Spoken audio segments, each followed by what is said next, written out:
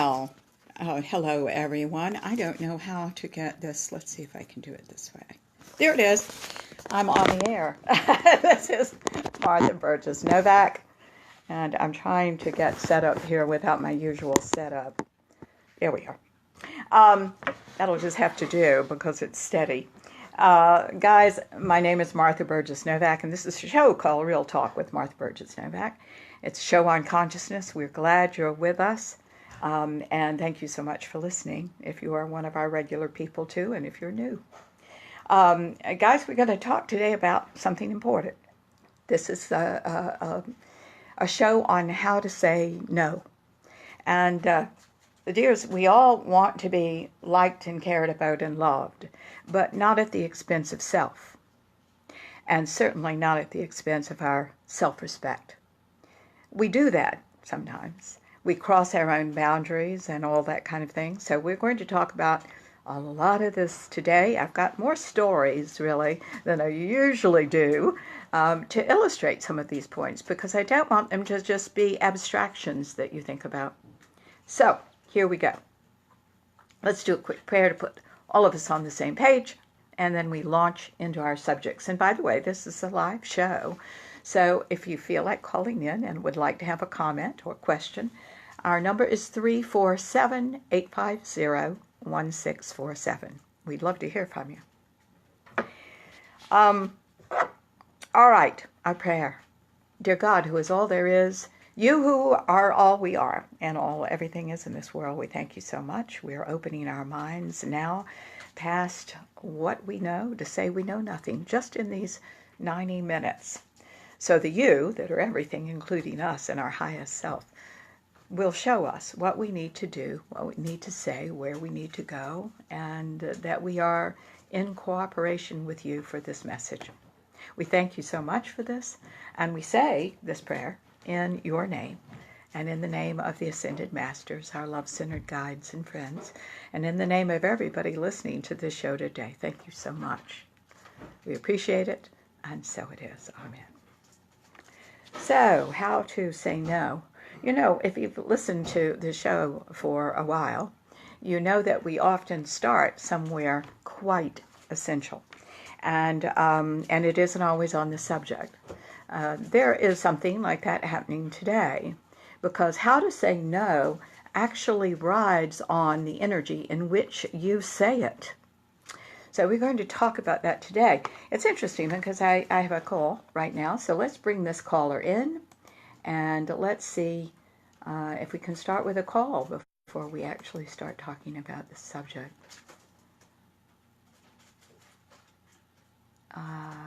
Okay. Unfortunately, the call has dropped. So the 773 exchange. Guys, if you're on Blog Talk Radio, sometimes there's a little confusion. I should say this. When you're calling in on Blog Talk, you call in on the guest number. And here's the link to the show today. I should tell you that. It's www.blogtalkradio.com/Martha Burgess, Burgess, Novak, Novak, all one word, / let's see, /2018, /8, / real-talk-with-Martha-Burgess-Novak. Now, you see how complicated that is. We are making that easier for you. It may already be set up. Go to my website, which is marthaburgessnovak.net. I'm a .net, not a .com. Go to that website. You're going to see two buttons. One will take you immediately into my show live that says Blog Talk Radio. One says Facebook Live, and you can punch that, and you can be right here tuning into the show. And I want to thank my IT person. He's a genius, Jim Sadler, for that. But it's going to make it a lot easier for those of you that are tuning in. Okay? I want to also remind you we're going to have a lot more offerings on our merchandise section. These are very inexpensive things that I have created, some CDs, some DVDs, and they are remarkable they go into a lot of depth. They were some lectures that I gave. So I hope you'll enjoy those, okay? Now, I want to start because everything you say and do and everything you feel comes from one mind or the other, the mind of the child or the mind of the ascended mind, okay? So I'm wanting you to see the difference in a lot of stories today, and I also want to start with some stories about how they're formed. I am pretty much of an open book here, and certainly want to tell you what happened in my life. It's probably a good place to start, so indulge me for a minute while I'll tell you a couple of childhood stories. I remember one, which was my father was a bit of a control freak. He was a very nice man, but he really was very controlling. He insisted that I hold his hand when I crossed the street, and for some reason, this day, on our little street that really didn't have much traffic anyway, it was not a cut-through, we were going across the street to a neighbor's or something, and I ran ahead of him. Oh, I got a spanking from that. I don't remember it too much, but I remember that I got a spanking from that, or certainly a real dressing down, as they say in the South, for not holding my father's hand and being safe crossing the street. And, quite frankly, I'm sure he was right. Okay. Later, as an adult, I want to tell you this story. I was buying some flowers at a florist shop, and for a friend of mine whose home I was going to. And I noticed as I walked into the flower shop that there was a man that did not have really good energy loitering by the door. Now, this happened very long ago, but I've always been really sensitive to energy. No wonder I have developed all this energy stuff, right? And I noticed him, and I thought, ooh, and kept going into the flower shop, bought my flowers, and came out to the car. And when I got very close to the car, I noticed he was following me. I got in the car real fast, locked the doors, right? This shows you how long ago the story is, because this car was not one of those automatic cars. It had the roll-down windows. Remember those? I don't know whether I'm old enough to remember them. I don't know whether you are. Anyway, it had roll-down windows. They were up, thank God. And this man dashed to my car when he saw me getting into it, and he started beating on the roof and on the side and on the window, and he said, "Open the door, open the door." And he was very forceful and screaming at me. Now, I didn't know this man. And here's the frightening thing. My hand went to the roll-down window to roll it down. And I caught myself, and I thought, what the hell am I doing? And I turned on the car, and I got out of there, and I later called the police. That I don't think anything was done with that, because I think he was gone by then. But I do want you to know that all of us, men and women, have been programmed into certain behaviors. Now, what did that first story have to do with the second? It was a man's voice. It was very forceful, and it told me what to do. That sound familiar? Both those stories have that in common. And I was trained not just to be careful. Thank you very much, Pop, for that. But I was overtrained in I have to obey a man's forceful voice at my detriment. Wow. Now, that's overlearning, ladies and gentlemen. We must not do that. You understand? Okay. So we all have childhood experiences like this. They teach us lessons to be careful. And keep in mind, in this wonderful mix of caring, there are other lessons as well. I've told you mine. Perhaps you have some of your own.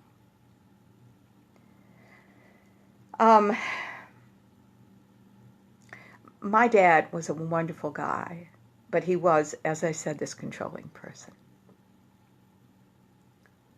His love was control because it was all very fear-based. And interestingly enough, he was very interested in all the things that I teach now. So he certainly opened the door to that for me.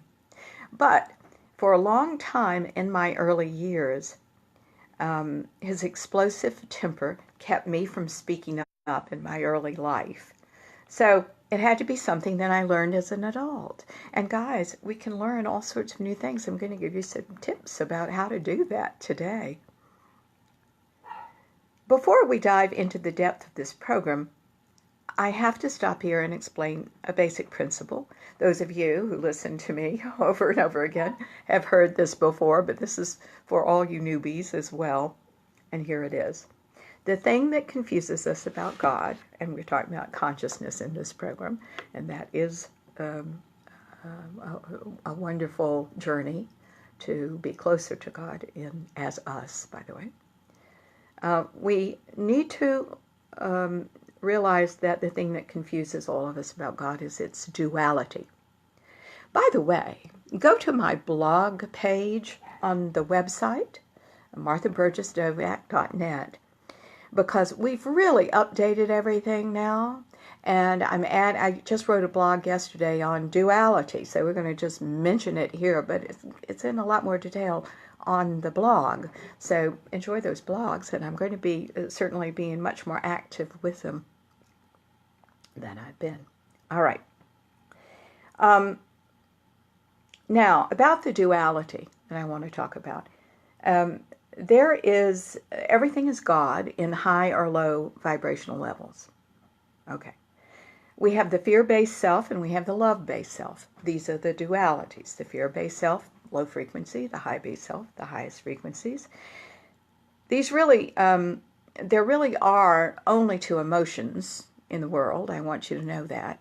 Because all the varied emotions that we feel as human beings fall under the categories of fear and love. You might get your emotion list out and look at that and check off the ones that are fear-based and check off the ones that are love-based. Okay. All other emotions do fall under these things. Now, I want to talk about the fear-based self.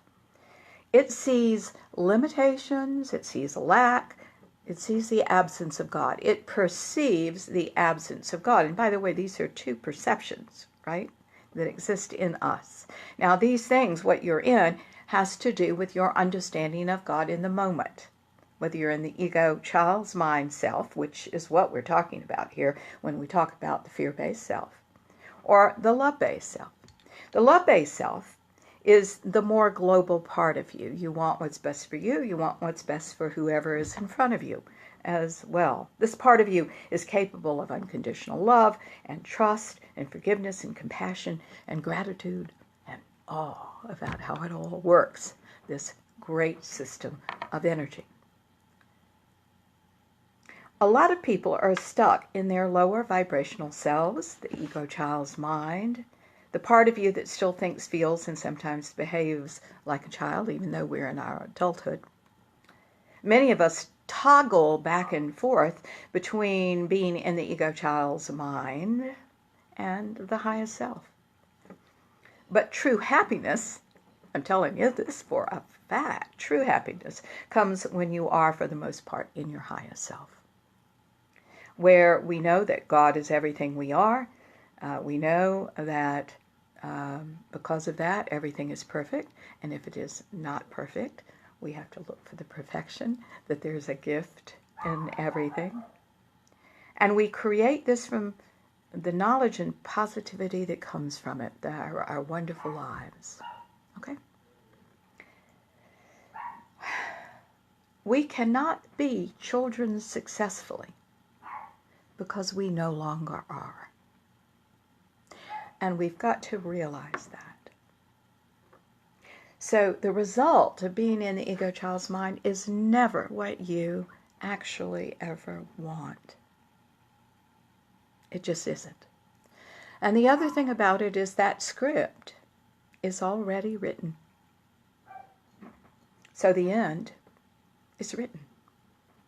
If you haven't had good ends, the script needs to change. Therefore, the mindset needs to change. I think I did the show last week on the duality of these minds. So sorry about the dog barking. My husband is trying to call him down, but I suggested to my dear husband that he go 3 doors, 3 things below. Unfortunately, he's decided to take him to the porch. I think I've just heard him get up, so we're going to subdue the barking. You know, I've often said, because my husband and I adore animals, we have a lot of them, that it really is important for us to concentrate on the message and work our concentration so that things like this do not bother us as much. I'm afraid, many of you all, being the animal lovers you are, that I'm the one that is most bothered. So I don't know what that says about me, but I certainly want to do a good job for you. So, the spiritual journey that you often hear people referring to is the consciousness that takes us from the fear-based ego self to the love-based highest self of our potential. Our potential lies in this greater mind that we are. This is nothing you have to go out seeking. This is something that you have to clear the way to through, by the way, all the issues that formed in your ego child's mind. Okay? There's a world of difference in speaking up for yourself from the ego child's mind and from the highest self. In the ego child's mind, no doesn't always mean no. The ego child's mind energy will cause you to couch and qualify. You want to be liked and approved of there. It has been trained to be nice, often at the expense of self. When it feels a threat of any kind, when it perceives threat or even the anticipation of threat, it tends to shut down, or it couches way too much and obscures the message. And by threat, I mean whatever your circumstances are, and they can range from a physical threat like a potential rape to simply being in a conversation with a significant other and having a fear of what your partner's reaction will be because you feared in the beginning of your life what your mother's or father's reaction would be, or your brothers or sisters. So so when you say no from the ego child's mind, nobody believes you're saying no, because this is the child speaking. And that's a shame. And we must change it. We're going to talk about all the ways to do so. Now, when you say no from the highest self, that part of you that is the highest self, it's an energetic place, the results are quite different. Your highest self is your potential and your true authority. The ego child's mind is a wannabe authority. And because it is not the real thing, people feel it. And you are just not going to make the impression that you want when you say no, or anything else, by the way. And I often say to people, I would say to acting classes or to business classes when I was teaching this, I would say, will you ever challenge me? Will you come up and have an argument with me? And almost everybody says, oh no, we would not argue with you. And I say, why? Why would you not argue with me? And they'd say, well, you'd be dangerous to argue with. And I said, well, I've never yelled at you. I've never hurt you in any way.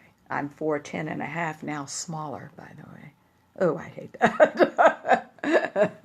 But I went to the doctor's office, and I'm quite a bit smaller than that these days. Shrinking. I went to a party last night, and they said, that's why we have fat middles now at our age. It's because we're shrinking, so all the fat, accumulates in one place. I thought that was a good theory. Don't know whether it's true or not, but it's a good theory. I want you to know that the reason I'm not challenged like that is because I would tell absolutely the truth. I know where people are coming from when they're yelling. And that's just not going to work with me. It's just not. The potential for it is in my energy because of the authority of the highest self. And you've got that in you too. So we're going to talk about how to get there and how I've gotten other people there. So hang on to that. When the highest self says no, by golly, it means no.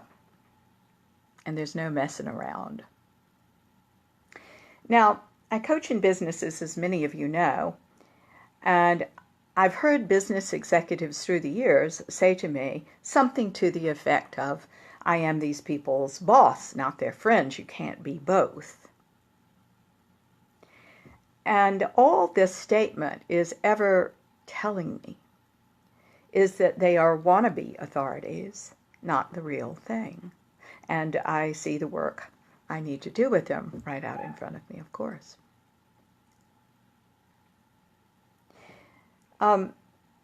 Another story that comes to mind about being the authority, or a story that comes to mind, because we're first really beginning those stories.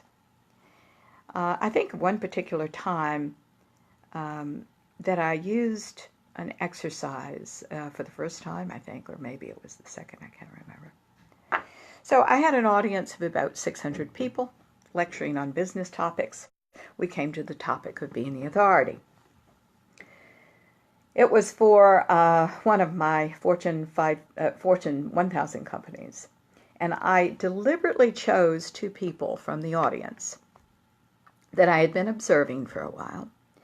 One was a huge kind of mountain man physical type. He was enormous, but I did know him to be quite the pussycat.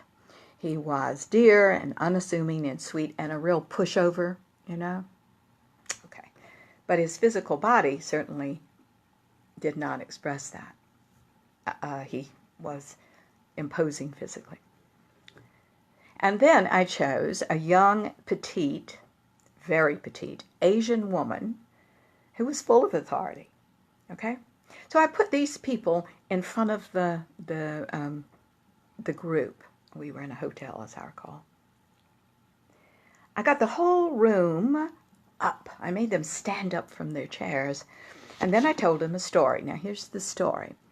You have a very special night planned with your significant other. This is a big anniversary. And you're spending a lot of money on this night. It is going to be a very, very special and romantic evening. You've had the reservations for months. But when you get to the restaurant, they have no reservation for you. There's no record of it at all. Now, I proceeded to tell them one of these two people is the manager, who is standing at the reception desk. Who are you going to go to complain, to tell about this, and to have a fit with? Who are you going to go to? So, one by one, they came up through the line, right? And they would go to one person or the other. That's what they were supposed to do. Okay. Who would you choose to confront? Well, it's so interesting because almost 100% of them chose the man. So I had about 2 or 3 people over on the woman's side. So we all sat back down again and we talked about this. And I said, why? Why did you did you choose the man? And the group said something to the effect that they could take their rage out on him and he would take it. More importantly, it would upset him terribly and he would not know how to handle it. And that felt good when they were that upset. And they felt there was a kind of justification in this, that they could make him upset too. Okay. And he might possibly do something about it. Okay. All right. I turned it to the 2 or 3 people that had gone to the woman, and I said, why did you choose her? And their answer was, because I felt she could get the job done. We needed a table, not an argument. What do you see in these 2 approaches? One is indulging in the eco-child's mind. They're upset. They want to get somebody else upset. One may be upset, but they're transcending that and realizing the real point is to get a table. Right? Wow. And that's quite the difference in cells. So everyone clearly saw what authority was. And we're going to tell you, you can be very, very nice as the authority, but you'll still be the authority. You see, this is where self-respect is, kids.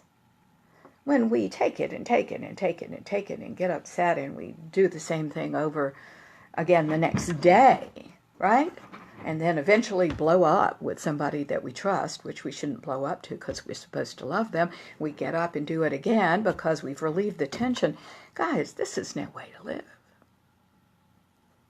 Just isn't. Okay, so the first thing that I do recommend is learning for all of us to speak up for ourselves. We have a habit of not speaking up, so we need to create another habit, a habit that will replace the archaic one. Oh my word, stop that. Sorry, I'm going to just open the closet so the cat can get in the closet, because for some reason he wants to get in there, and he's going to annoy me with the on the wood, right? Okay. Okay.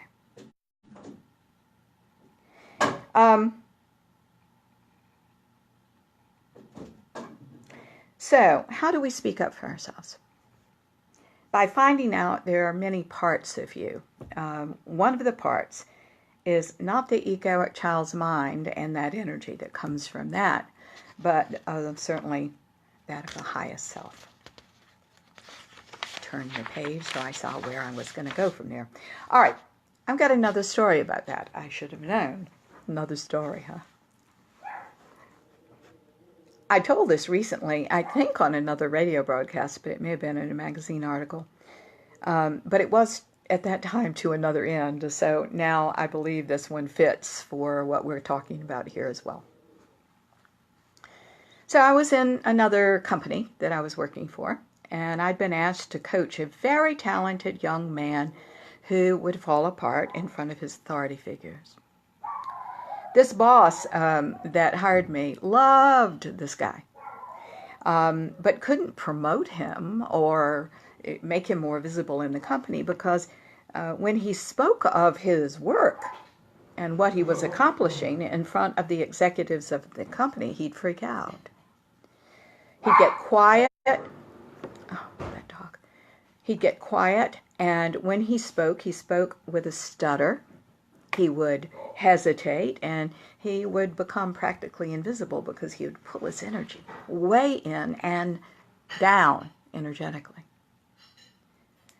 Now, I saw clearly in my session with him that he had been intimidated by his very dominating father, who was not very nice to him.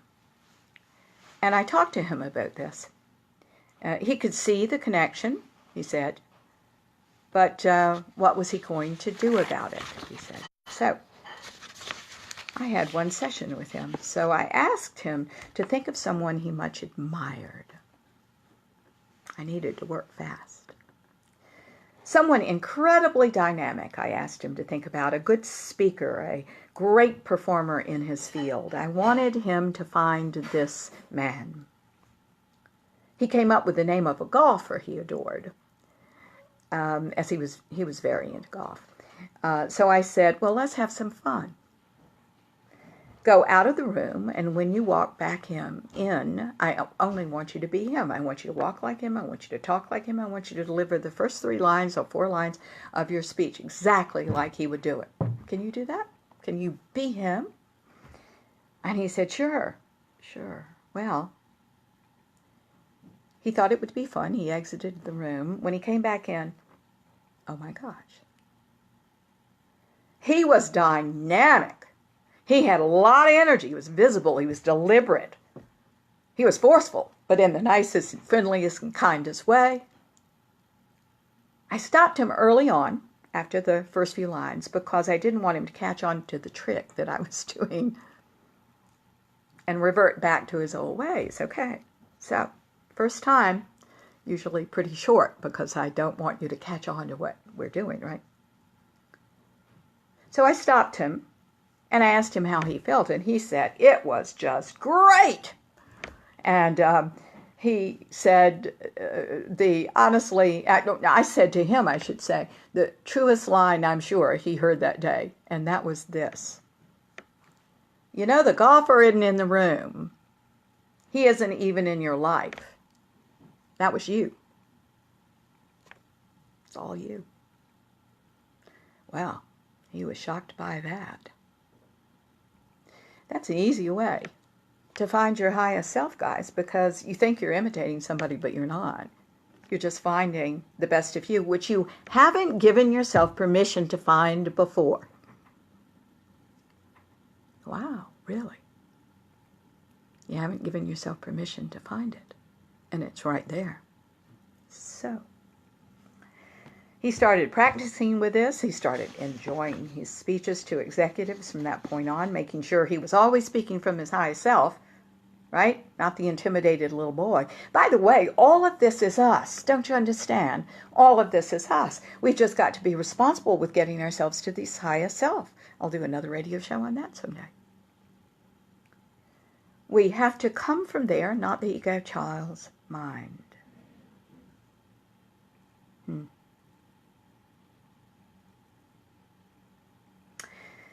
All right. Now, going back to our subject of saying no. This was a man that could say no now pretty easily because it came from his potential. It came from his authority. It came from his highest self. He could never say no before, you see. We must realize that while it's always nice to be liked, we don't really have to be not that nice anymore like we were when we were young.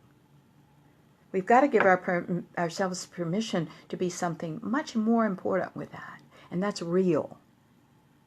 Real. I grew up in the theater, and I had a wonderful acting school for a while where I taught my methodology, which is based on energy and based on a lot of things I teach you all. I haven't had this particular experience myself, but a lot of my, I'm sure because I forgot it, because I don't remember ever feeling this way, but many of my students do. I'm going to put this on the table. When actors act for me and they do a very rageful scene, many times they really have a hard time expressing rage and yelling at somebody else and saying terrible things to them, even though it was acting. Raising their voice is very scary to them. They're afraid to release that part of them, and I want to tell you that this does not imply there's no rage there. In fact, it implies the opposite, that it's terrifically suppressed, and this person feels in danger of letting it out, even in a safe environment like an acting school. Now, I found acting very cathartic. I could bless people out on the stage long before I could do this in person. Now, don't you think I go around blessing people out, because I don't.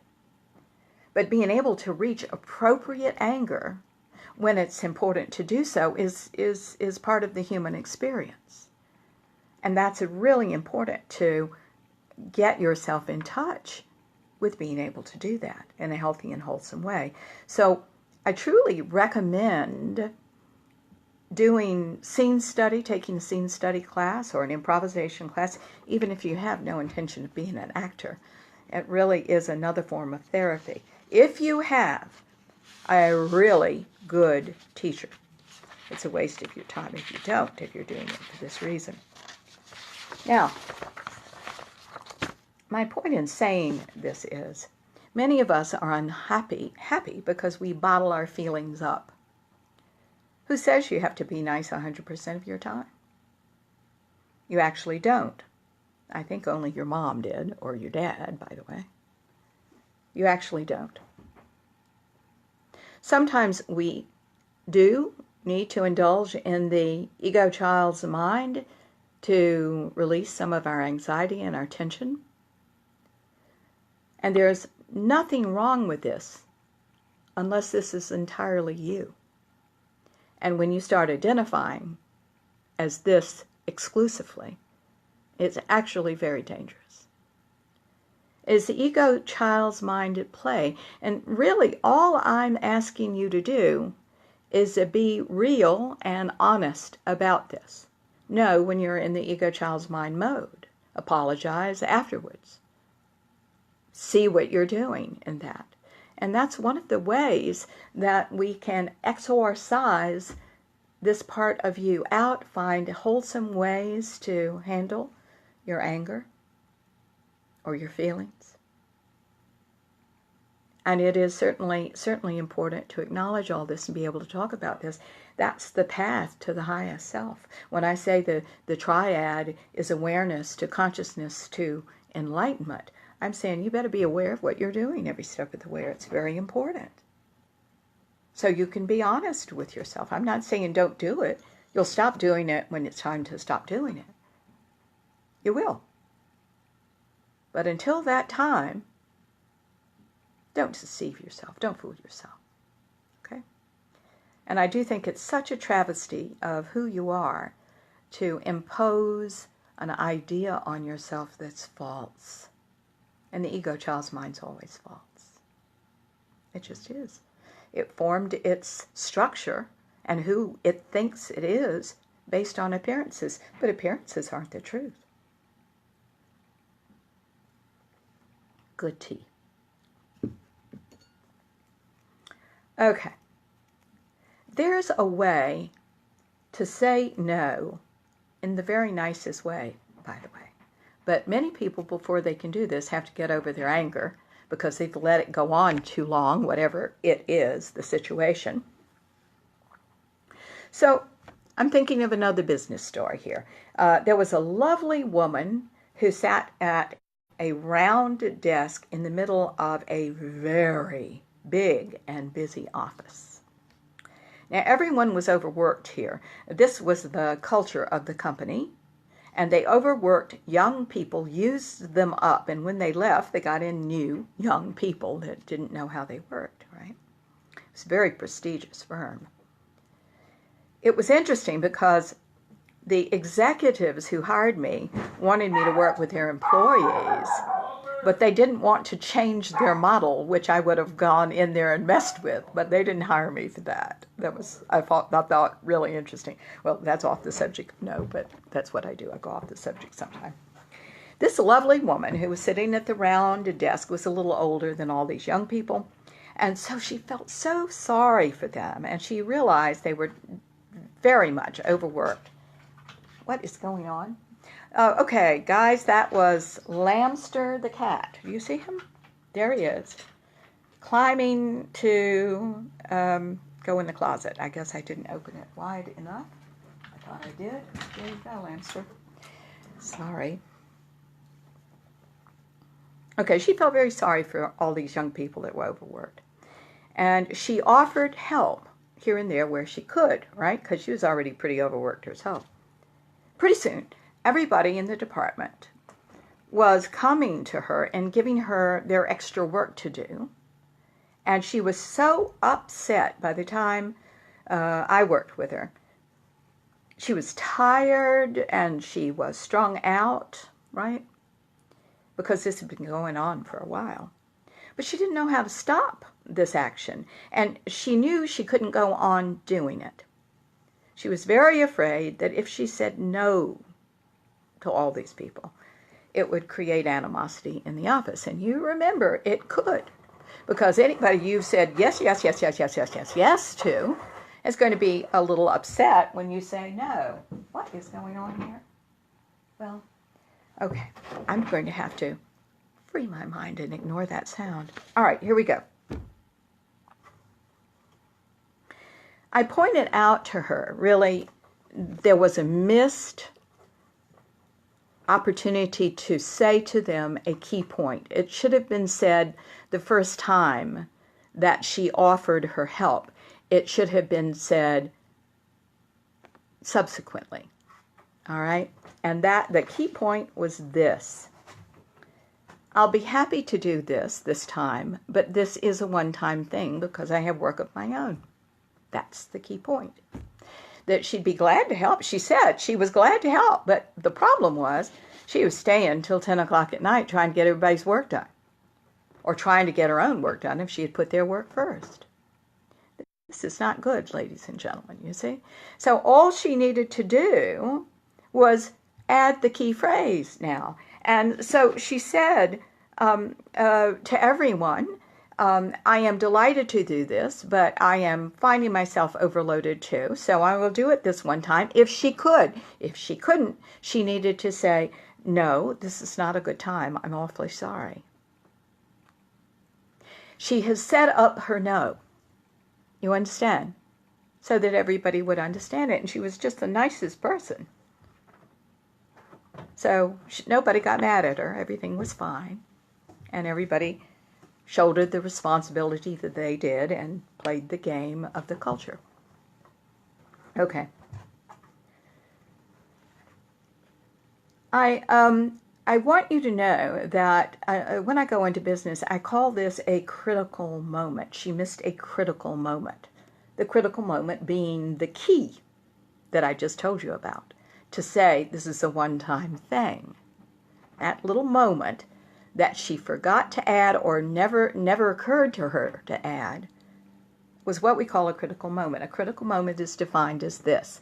It is a moment that by your allowance has let something go by that creates a pattern you don't like. Now, the good thing is you can break it at any time, this moment, this pattern. But it's harder for you emotionally to do it then because you got a lot of rage built up, a lot of frustration, a lot of tiredness, a lot of exhaustion, a lot of feeling taken advantage of, and those things you have to get rid of and transcend to get to that highest place. So the ideal time to do something like that is to be aware in the moment and say it the first time it happens. And then all this would not have happened, do you see? Okay. She would not have had to go through so many rough months. How you say things, I want to put on the table for you, is absolutely critical. Again, you're using the language of the higher self, or you're using the language of the ego child's mind self. And you get different results from what you say from each of these minds that you are. Another story. A woman came to me who worked for a big radio station. She was lovely. She adored her job. She liked everybody she worked for. The problem was that her boss was an excellent cursor. Cursor. She wasn't sure how, I mean, she was sure absolutely how she felt about this. She didn't like it. She'd never heard anybody curse like this man cursed, and apparently he was a master at cursing. And she just didn't know how to say anything to him about this. Keep in mind that I believe we should all live the lives that we should live. Now, I really feel that. I don't think anybody has a right to tell anybody how to be. So I'm coming from that direction that, well, maybe she just ought to get another job. That's, that's what I really feel. But this woman in particular didn't want to go get another job. She either needed to get another job or closed her ears to what was happening around there. And this guy affectionately targeted people in the company by cursing at them, and saying really foul language to them. It was interesting. It wasn't malicious. Otherwise, I would have said, get out immediately. It was not malicious. So she said she would like to keep her job, so I had to modify, what I was coaching her with. So I said, all right, let's get you in the highest self. So she did. She was pretty easy to get there. And then she arranged a meeting and walked into his office and sat down in the comfortable chair near his office and said, George, I got to tell you, I got to put on the table, first and foremost, I like you very much. And you are a marvelous manager, the way you care about this station and how it's run, and you care for your employees. And I can't begin to tell you how much I enjoy working here, and I really want you to hear that. And then she said, but there's one thing, one small thing that bothers me, and I'm having a hard time getting around it, and that's when you curse at me. Now, I'm not trying to take away your language with everybody, but I care very much about you, and I do know for a fact you care about me. But this cursing is just something that I'm not used to, and instead of making me feel closer to you because this is the way you care, I find myself avoiding you, and I don't want to do that. So I'm just wondering if you would be kind enough to realize I'm a little sensitive to that point, and let's have a different interaction. And God bless you, go out and curse with the best of them, because I'm sure a lot of people appreciate that and think it's funny and dear and part of you. But I'd appreciate it. And just telling you, I've got really, really sensitive toes when you step on them and you do this. Well, the man stopped right away. He didn't want to be removed from this dear soul that talked to him like that. So he stopped with her. Sometimes he made a joke about it. Sometimes she made a joke about it. And it was light and it was dear, and that's the way she handled it. It was the only way she could handle it if she wanted to keep her job, really, other than eating all of that and being resentful and bitter about it in the end, you see. How we say things is critical. In essence, she said no to him, right? Yeah, really, true. But we have to always remember that people are coming from their places, and you've got to allow them to come from their place. I'm going to tell you another story about this. This story is not exactly about saying no, but it is about speaking from the highest self. So let's talk about that for a minute. I have some dear clients and friends who are marvelous healers in their own right. They are married, and years ago they told me this, and I was coaching them through this. The husband was standing in the kitchen counting out his vitamins that he took very religiously, and rightly so, She was in another room, and she had the habit of being kind of lax in her marriage. They'd been married a very, very long time. So she didn't watch the way she talked to her husband. And by the way, she was getting the results of this because he often avoided her and withdrew and never talked about his whole self, his emotional self, particularly in front of her, that kind of thing. He had stepped into the role of managing her, which he very much resented doing. It's all over now. They're just fine, and the most loving and aware couple, conscious couple. I'm so proud of them. But this was in the early stages. So she called from the other room, not knowing what he was doing. Will you go down to the basement and get, I don't remember what it was that she wanted him to get, but it was something that she couldn't carry, that was too heavy for her. And he got angry. He got very angry because this was not just one thing. This was an habitual thing. He took it as she was ordering him around all the time and did not care what he was doing that might have been important to him. And I think a very loving thing for all of us to do with our partners and our friends and our people in our workplace is to realize that whatever they're doing is important to them. Have that premise. Go from there. And you'll be probably in your highest self. So I suggested that she change her language when I heard from both of them.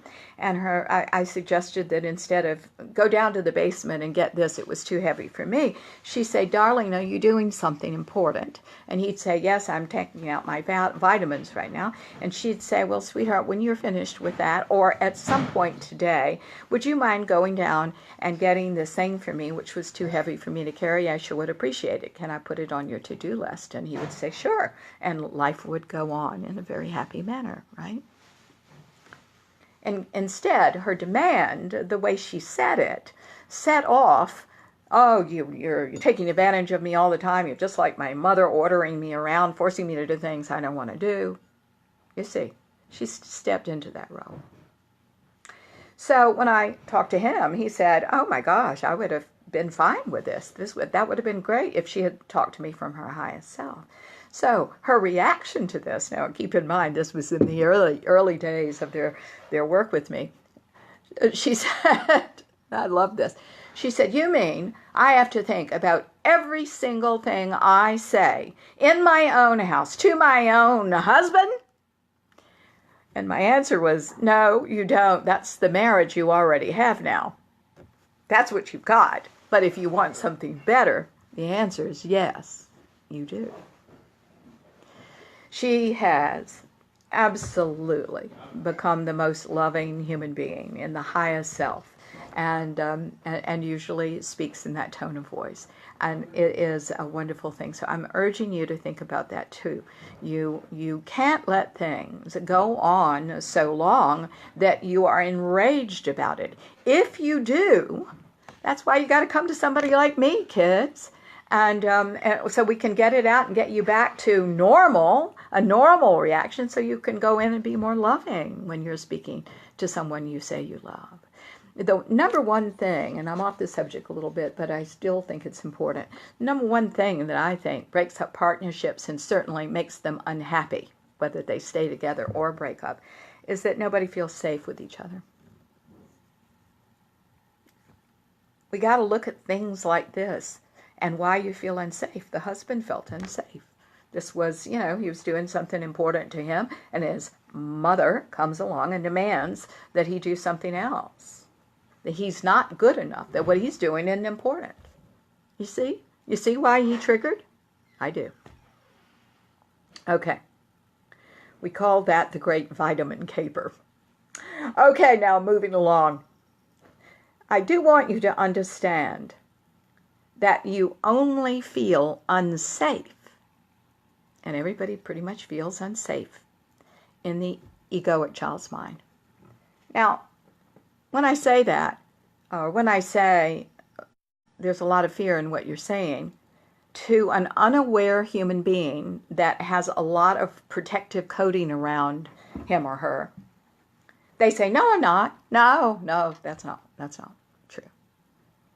And I said in the beginning of this talk with you that there are only two emotions, love and fear. Well, they sure in love when they do things like that. And it certainly is fear. And defending yourself is always fear-based, by the way. Explaining yourself is not. Isn't that interesting?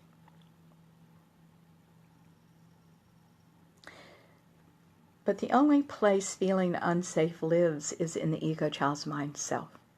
So if you feel unsafe saying no, you know what self, what mind you are in. And because both of them exist in you, we might have to do a trick like we did with the gentleman who was pretending to be the golfer, to have you see, no, you're quite a bit more than that. Quite a bit more than that. You are everything. And the highest self is all you are. But there's some clutter in the way. For example, you have a beautiful room, but it's piled to the ceiling with furniture, and you can't even get in there, and stuff. To see the beautiful room, what do you have to do? You got to clear it out, right? Unclutter it. Well, that's all we're doing in what we do here at our Martha Burgess Novak. That's what we do here. Please get on our lovely website and see the offerings we have there. Get on our lovely website and see our wonderful healers that I've trained anywhere from 14 to 18 years. They're good facilitators for your development. And they're fun and dear, and they've been exactly where you have been too. So the highest mind has no sense of not being safe, because the highest mind is full of love and caring and genuineness. And this highest mind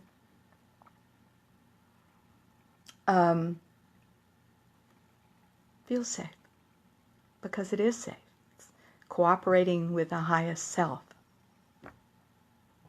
Now, one last thing I want to put on the table for you about the highest self, and about not just saying no, but selling no. Actually selling yourself and being, what do I want to say here? Being who you really are. This is what I want to put on the table. There are three things that make things go over well, whether you're selling something, whether you're selling no, or whether you're just appearing in life. One is you want to genuinely care about people. If you're trying to make a sale and it's just rote, nobody's going to buy that. You have to genuinely care about people. You have to, second, you have to make this easy for them to understand and easy to do if there's something to do. And the third thing is you need to make your interaction with them pleasurable. Those three things give you what you're looking for, the charisma. They give you the impact, because they all come from the highest self. That's where they are. Caring, pleasure, and ease. I also want to put on the table one last thing, and that is, it's okay to change your mind, dears. If you've said yes to something that you don't want to do on second thought, I think it's very important to give yourself permission to say a loving no. You know, find the authority in you and list the reasons to the other person why you've changed your mind, so that they'll understand as best they can. Don't defend, explain. Two different things. Defending comes from the little kid mind, and explaining comes from the highest self. They're two vastly different things. And if you do that, you'll be fine. I know it for a fact. And you'll have your self-respect. You see, it's very important, guys. We sacrifice our self-respect. We sacrifice it to make somebody else happy or pleased with us or win their approval. Those are all little child needs. Approve of yourself, darling. Know, have a conviction about what you know is right for you. Work and do things for you, not for the approval of someone else. You see, people do in life come and go. I wish it wasn't so, but it is. Our beloved animals come and go. Our jobs come and go. Things change. It's the nature of growth. It's the nature of God. and opportunities are often in that growth for us if we have our minds open enough to receive them. But the one thing that you need that is a really big part of you self-sustaining during rough times is your self-respect. Is your self-respect. Many times in our childhood, we are taught, because we don't have the developed self, to give that up and to abandon us. And so we grow up and we have very little sense of self. And how you're going to have self-respect if you have very little sense of self? So this is a process. This is an evolvement.